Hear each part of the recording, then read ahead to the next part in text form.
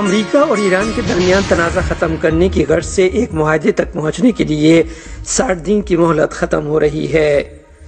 اور امریکی صدر ڈونلڈ ٹرمپ نے ایران پر تنقید کرتے ہوئے ذرائع ابلاغ کو بتایا ہے کہ وہ جلدی میں نہیں ہیں اور کوئی وقت طے نہیں ہے۔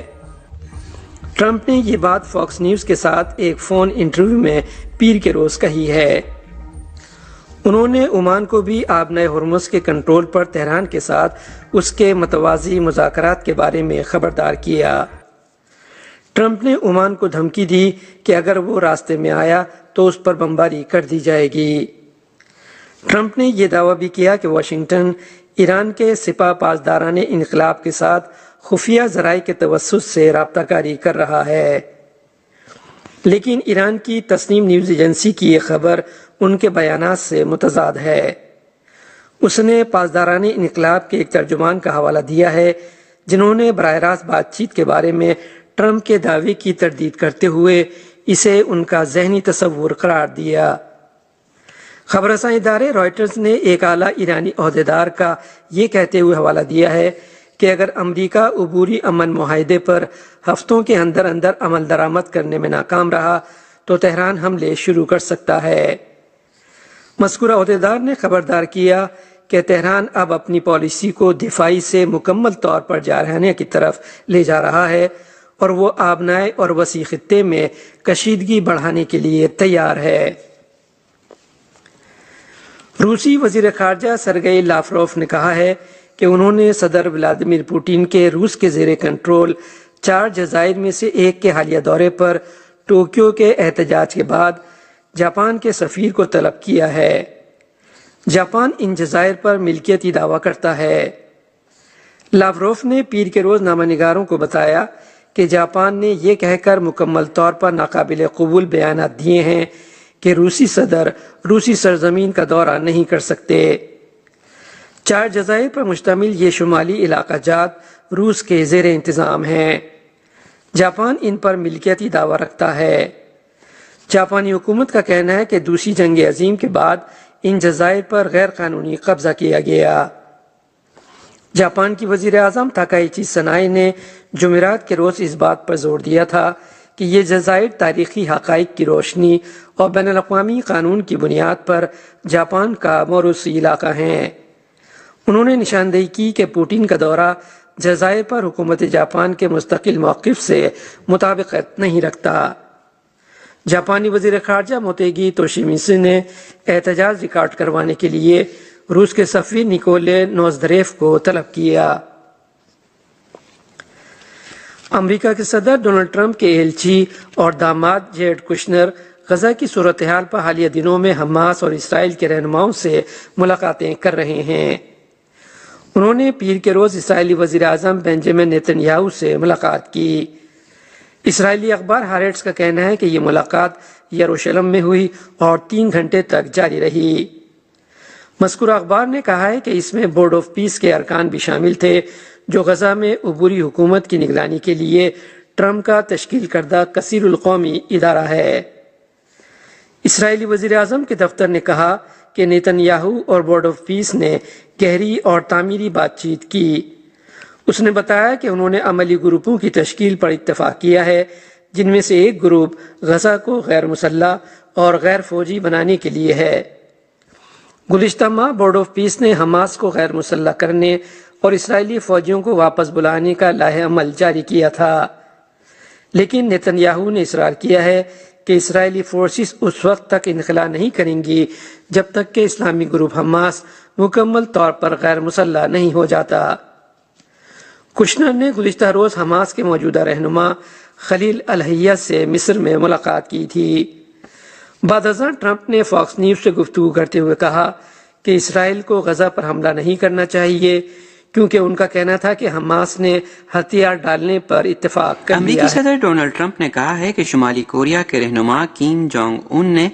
بات چیت کی ان کی درخواست کا مثبت جواب دیا ہے۔ ٹرمپ نے یہ بات پیر کے روز وائٹ ہاؤس میں نامہ نگاروں سے ملاقات کے دوران کہی، تاہم انہوں نے تفصیلات ظاہر نہیں کی۔ جنوبی کوریا کے حوالے سے ٹرمپ نے عدم اطمینان کا اظہار کرتے ہوئے کہا کہ اس ملک نے ایران کے معاملے پر امریکہ کا ساتھ دینے سے انکار کیا ہے۔ ٹرمپ نے یاد دلایا کہ انہوں نے سول کو بتایا تھا کہ امریکہ کیم جونگ اون سے آپ کی حفاظت کر رہا ہے اور نشاندہی کی کہ یہ کتنی عجیب بات ہے کہ جنوبی کوریا ایران کے خلاف فوجی کارروائی میں امریکہ کی مدد نہیں کر رہا ہے۔ ٹرمپ نے اتوار کے روز کہا تھا کہ جنوبی کوریا کے ساتھ مشترکہ فوجی مشقیں پیانگ یانگ کے لیے ایک اشارہ بھیجتی ہیں جو قطعی نامناسب اور دشمنانہ ہے۔ امریکی صدر نے یہ بھی کہا کہ انہوں نے پینٹاگون کو مشترکہ مشقیں کافی حد تک کم کرنے کا حکم دیا ہے جو اگلے ہی دن شروع ہونے والی تھیں۔ اس سوال پر کہ وہ ان ناقدین کو کیا جواب دیں گے جو کہہ رہے ہیں کہ وہ دیرینہ شراکت داروں کے مقابلے میں مخالفین کے مفاد کو ترجیح دے رہے ہیں، ٹرمپ نے اصرار کیا کہ وہ چیزوں کو محفوظ تر بنا رہے ہیں۔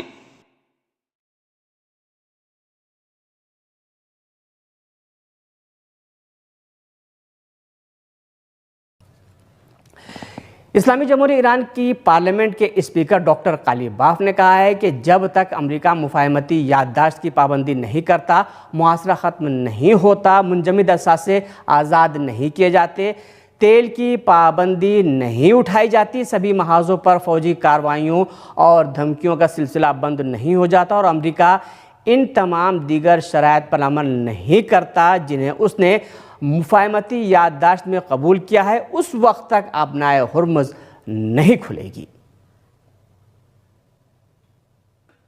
اسلامی جمہوریہ ایران کی پارلیمنٹ مجلس شورائے اسلامی کے اسپیکر ڈاکٹر محمد باقر قالیباف نے پارلیمنٹ کے اجلاس سے جو ویبینار کی شکل میں منعقد ہوا، خطاب میں کہا کہ یہ اجلاس ایسی حالت میں منعقد ہو رہا ہے کہ ہمارے مدبر، حکیم و دانا اور حریت پسند شہید رہبر ہمارے درمیان نہیں ہیں۔ انہوں نے کہا کہ جرائم پیشہ اور دہشت گرد امریکی اور صہیونی دشمن نے اپنے اندازوں کی غلطی سے اسلامی جمہوریہ کے مقدس نظام کو ختم کرنے کے مقصد کے تحت عزت و عظمت کے حامل ایران پر حملہ کر دیا، لیکن ایران کے عوام جو کہ بانی انقلاب اسلامی حضرت امام خمینی رحمۃ اللہ علیہ اور شہید امام خامنہ قدس سرہ کی 48 سالہ ہدایت و رہنمائی کے نتیجے میں عنایت الہی سے مبعوث ہوئے ہیں، اتحاد و یکجہتی اور دلیری کے ساتھ امریکہ اور صہیونی حکومت کے انسانیت سوز مجرمانہ جرائم کے مقابلے میں ڈٹ گئے اور ہماری جاں بکف مسلح افواج نے سپریم کمانڈر کی قیادت و ہدایت میں دانشمندانہ منصوبہ بندی کے ساتھ سرتاپا مسلح دشمن کو ایسا منہ توڑ جواب دیا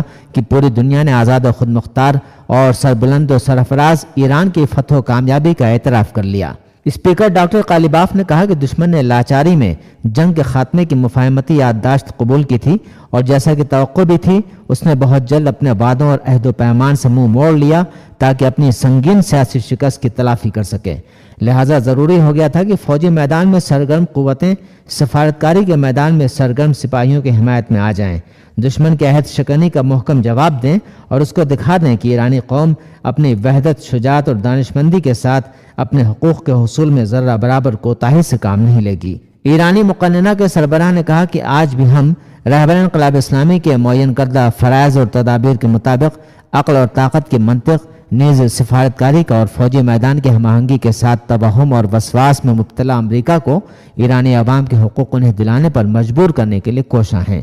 اسلامی جمہوریہ ایران کے اسپیکر ڈاکٹر محمد باقر قالیباف نے کہا کہ ہم صراحت کے ساتھ اعلان کرتے ہیں کہ امریکہ نے مفاہمتی یادداشت میں جو وعدہ اور عہد کیا ہے، جب تک وہ اس کی پابندی نہیں کرتا، اس وقت تک آبنائے ہرمز نہیں کھلے گی۔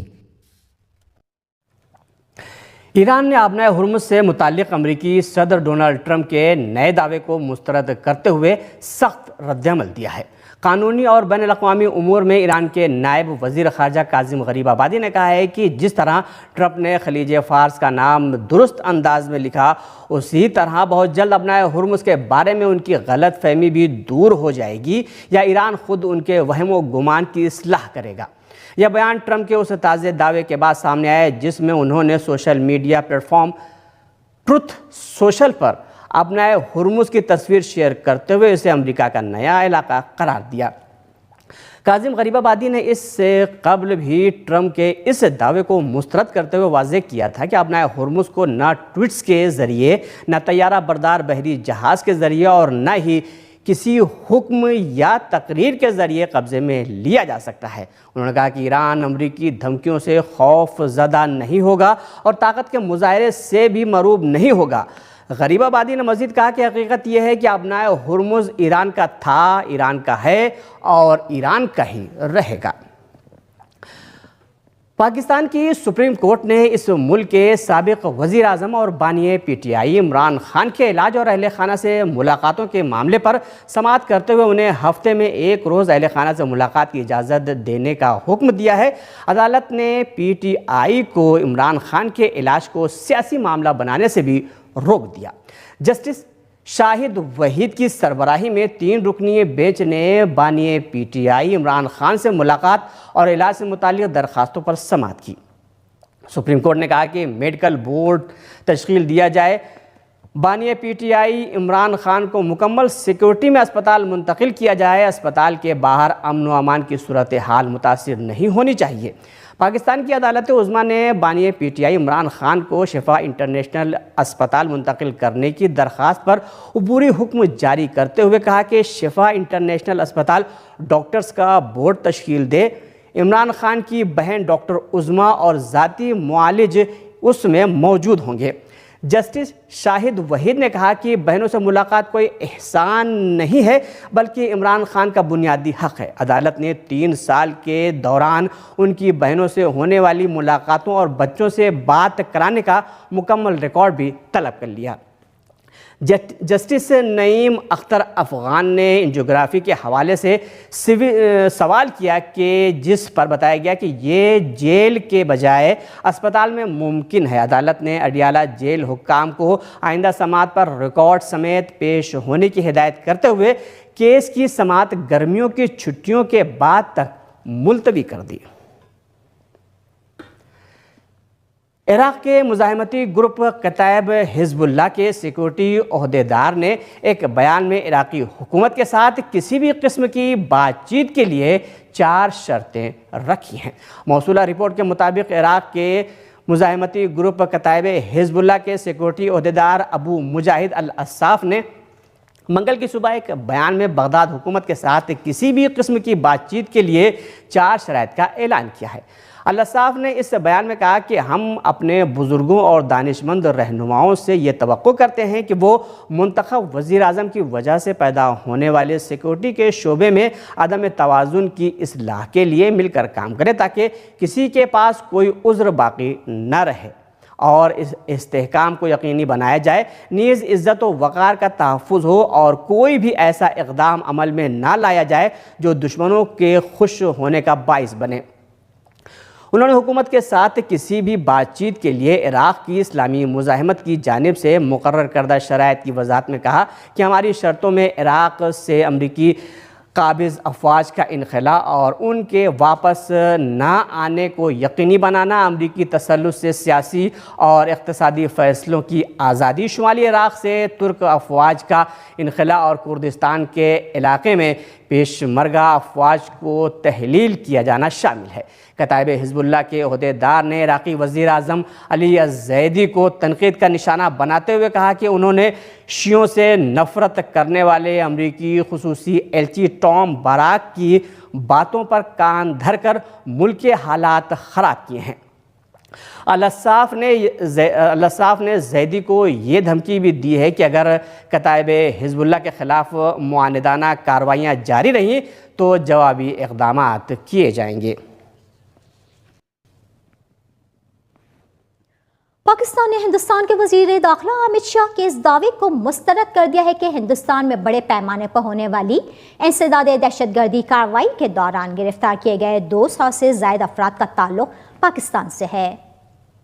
پاکستان کی وزارت خارجہ نے ہندوستان کے دعوے کو بے بنیاد اور جانبدارانہ قرار دیتے ہوئے کہا ہے کہ یہ پاکستان کے خلاف ہندوستان کی منفی مہم کا حصہ ہے۔ امت شاہ نے پیر کے روز دعویٰ کیا تھا کہ ہندوستانی سیکورٹی فورسز نے ملک کی 14 ریاستوں میں ایک مربوط کارروائی کے دوران 200 سے زائد افراد کو گرفتار کیا ہے۔ ہندوستان کے وزیر داخلہ کے مطابق گرفتار افراد مبینہ طور پر شہزاد بھٹی نیٹ ورک نامی ایک دہشت گرد گروہ سے وابستہ ہیں جسے پاکستانی خفیہ ایجنسی ISI کی حمایت حاصل تھی۔ ان کا کہنا تھا کہ یہ کارروائی 12 اگست کو ہندوستان کے یوم آزادی سے قبل کی گئی اور اس کے نتیجے میں ممکنہ دہشت گرد حملوں کو روکا گیا۔ تاہم اسلام آباد نے ان الزامات کو یکسر مسترد کرتے ہوئے کہا ہے کہ ہندوستان اپنے ملک کے اندر ہونے والی گرفتاریوں کو پاکستان سے جوڑ کر عوام کی توجہ اپنے داخلی سیکیورٹی مسائل سے ہٹانے کی کوشش کر رہا ہے۔ پاکستانی وزارت خارجہ نے کہا ہے کہ ہندوستان اپنے سیاسی مقاصد کے حصول کے لیے بارہا اپنے سیکیورٹی مسائل کا ذمہ دار پاکستان کو ٹھہراتا ہے۔ بیان میں ہندوستان پر خود دہشت گردی کی حمایت اور اپنی سرحدوں سے باہر تخریبی سرگرمیوں میں ملوث ہونے کا الزام بھی عائد کیا گیا اور کہا گیا ہے کہ اس طرح کے بے بنیاد الزامات ہندوستان کے اقدامات سے عالمی برادری کی توجہ نہیں ہٹا سکتے۔ پاکستانی وزارت خارجہ نے ہندوستانی جاسوس کلبھوشن یادو کے معاملے کا بھی حوالہ دیا اور اسے ہندوستان کی تخریبی سرگرمیوں کا ناقابل تردید ثبوت قرار دیا۔ ایران کے وزیر خارجہ ڈاکٹر سید عباس اراغچی نے عراقی کردستان کے ریجنل حکومت کے سربراہ مسرور بارزانی کے دفتر پر ہونے والے ڈرون حملے پر سخت رد عمل کا اظہار کیا۔ اراغچی نے ایکس پر اپنے پیغام میں کہا کہ عراقی کردستان کے ریجنل حکومت کے سربراہ بارزانی کے دفتر پر اس احمقانہ حملے کا کوئی جواز نہیں۔ انہوں نے عراقی کردستان کے اپنے کرد دوستوں کو خبردار کرتے ہوئے کہا کہ انہیں این فالس فلیگ یعنی جھوٹے پرچم کی کارروائیوں سے ہوشیار رہنا چاہیے جن کا مقصد پڑوسی ممالک کے درمیان اختلاف اور دشمنی پیدا کرنا ہے۔ ایرانی وزیر خارجہ نے کہا کہ ایران نے صدام اور دہشت گرد گروہ داعش کے خلاف جنگ میں اپنے کرد دوستوں کی حمایت کی اور وہ ایران کی سرحد پر سیکیورٹی برقرار رکھنے میں کردستان کی جانب سے فراہم کیے جانے والے تعاون کا بھی شکر گزار ہے۔ اسی طرح دوسری جانب ایران کی وزارت خارجہ کے ترجمان اسماعیل بقائی نے بھی عراقی کردستان کے وزیر اعظم کے دفتر پر ڈرون حملے کو انتہائی مشکوک واقعہ قرار دیا۔ اسماعیل بقائی نے تمام فریقوں پر زور دیا کہ وہ مکمل ہوشیاری کا مظاہرہ کرتے ہوئے ایران اور عراق کے دشمنوں کی سازشوں کو ناکام بنائیں۔ انہوں نے کہا کہ ایران عراق اور عراقی کردستان کے ساتھ تمام باہمی دلچسپی کے شعبوں میں دوستانہ تعلقات برقرار رکھنے اور انہیں مزید مضبوط بنانے کے لیے پرعزم ہے۔ ایرانی وزارت خارجہ کے ترجمان نے اس بات پر بھی زور دیا کہ دونوں ممالک کے درمیان تمام فریقوں کو دشمنوں کی مذموم سازشوں کو ناکام بنانے اور ایران اور عراق کے دونوں برادر عوام کے درمیان دوستانہ تعلقات کو نقصان پہنچنے سے روکنے کے لیے ذمہ داری اور سمجھداری کا مظاہرہ کرنا ہوگا۔ اسلامی جمہوریہ ایران کے وزیر خارجہ نے اپنے عراق اور ترکیہ کے ہم منصبوں سے ٹیلیفونی گفتگو میں علاقائی مسائل پر تبادلہ خیال کیا۔ وزیر خارجہ اراغچی نے عراق اور ترکیہ کے وزراء خارجہ فؤاد حسین اور حقان فیدان سے الگ الگ ٹیلی فون پر گفتگو کی۔ عراق کے وزیر خارجہ نے اسلامی جمہوریہ ایران کے وزیر خارجہ کے ساتھ ٹیلی فون پر خطے کی تازہ ترین صورتحال اور مشترکہ تشویش کے مسائل کے بارے میں تبادلہ خیال کیا۔ اس گفتگو میں اراغچی نے عراق کی سلامتی، استحکام اور عرضی سالمیت کی حمایت میں اسلامی جمہوریہ ایران کے اصولی موقف اور دونوں ممالک کے درمیان دوستانہ اور برادرانہ تعلقات کو نقصان پہنچانے والی سازشوں اور منصوبوں کے خلاف ہوشیار رہنے کی ضرورت پر زور دیا۔ اس ٹیلی فونی گفتگو میں فریقین نے مشترکہ سرحدوں کی سلامتی اور استحکام کو برقرار رکھنے کی اہمیت اور دونوں ممالک کے درمیان تعاون اور ہم آہنگی کو مضبوط بنانے کی ضرورت پر بھی زور دیا تاکہ کسی بھی عدم تحفظ اور سرحدی سلامتی کو لاحق خطرات کو روکا جا سکے۔ ترکیہ کے وزیر خارجہ نے بھی اسلامی جمہوریہ ایران کے وزیر خارجہ کے ساتھ ٹیلی فونی گفتگو میں دو طرفہ تعلقات اور علاقائی پیش رفت پر تبادلہ خیال کیا۔ اراغچی نے آبنائے ہرمز سے بحری جہازوں کے محفوظ گزرنے کے لیے موزوں راستے کے تعین کے سلسلے میں ایران اور عمان کے درمیان دو طرفہ مذاکرات کی تازہ ترین صورتحال کی وضاحت کرتے ہوئے اس عمل کو جاری رکھنے کے لیے اسلامی جمہوریہ ایران کے عزم پر زور دیا۔ فریقین نے خطے کی تازہ ترین صورتحال اور موجودہ سفارتی عمل کا جائزہ لیا اور حالات پر قابو پانے، کشیدگی میں اضافے کو روکنے اور علاقائی استحکام اور سلامتی کو مستحکم کرنے کے لیے سیاسی اور سفارتی کوششوں کو جاری رکھنے کی ضرورت پر بھی تبادلہ خیال کیا۔ سپاہ پاسداران انقلاب اسلامی کے ترجمان نے کہا ہے کہ سپاہ کے ساتھ پس پردہ مذاکرات کے بارے میں ٹرمپ کا دعویٰ محض جھوٹ اور ایک خیالی تصور ہے جو اس کی مایوسی اور جنگ میں شکست کی وجہ سے پیدا ہونے والے وہم اور ڈراؤنے خوابوں کا نتیجہ ہے۔ سپاہ پاسداران انقلاب اسلامی کے ترجمان جنرل محبی نے امریکی صدر ڈونلڈ ٹرمپ کے اس حالیہ دعوے کے جواب میں کہ واشنگٹن پس پردہ چینل کے ذریعے سپاہ پاسداران انقلاب اسلامی کے حکام سے جنگی مسائل کے بارے میں بات چیت کر رہا ہے، کہا کہ IRGC کے اہلکاروں اور امریکیوں کے درمیان کوئی بات چیت انجام نہیں پا رہی ہے۔ سپاہ پاسداران انقلاب اسلامی کے ترجمان نے اس بات کا ذکر کرتے ہوئے کہ سپاہ ایرانی قوم اور اسلامی جمہوریہ کی طاقت کا بازو اور زبان ہے، کہا کہ IRGC میدان میں اپنی بات کرتا ہے اور سفارتی بات چیت اسلامی جمہوریہ کے دیگر شعبوں کا کام ہے۔ جنرل محبی نے مزید کہا کہ ہمارے پاس موجودہ معلومات کی بنیاد پر وزارت خارجہ کے حکام کی تاکیدات کے مد نظر فی الحال امریکیوں کے ساتھ سفارتی میدان میں کوئی بات چیت نہیں ہو رہی ہے، کیونکہ امریکہ کی جانب سے وعدوں کی بارہا خلاف ورزیوں کی تلخ اور تاریخ تجربات ہیں۔ انہوں نے کہا کہ ٹرمپ کے ذہنی فتور کے سبب اپنے بیانات سے دنیا میں تیل اور توانائی کی قیمتوں کو عارضی طور پر کنٹرول کرنے کی کوشش کر رہے ہیں۔ IRGC کے ترجمان نے کہا کہ امریکیوں کے پاس صرف ایک ہی حقیقی راستہ ہے، اور وہ ہے کہ شکست کو تسلیم کرنا اور ان شرائط پر عمل کرنا جو ایران نے رکھی ہیں، لہٰذا وہ جتنی جلدی اپنی ناکامی کو قبول کریں گے اور اس کی بنیاد پر فیصلے کریں گے، اتنا ہی وہ اپنے ملک کو زیادہ سے زیادہ نقصانات سے بچا سکیں گے۔ یمن کی مسلح افواج نے سعودی عرب کے شہر جیزان میں سعودی تیل کمپنی آرامکو کی ایک ریفائنری کو متعدد ڈرون سے نشانہ بنایا۔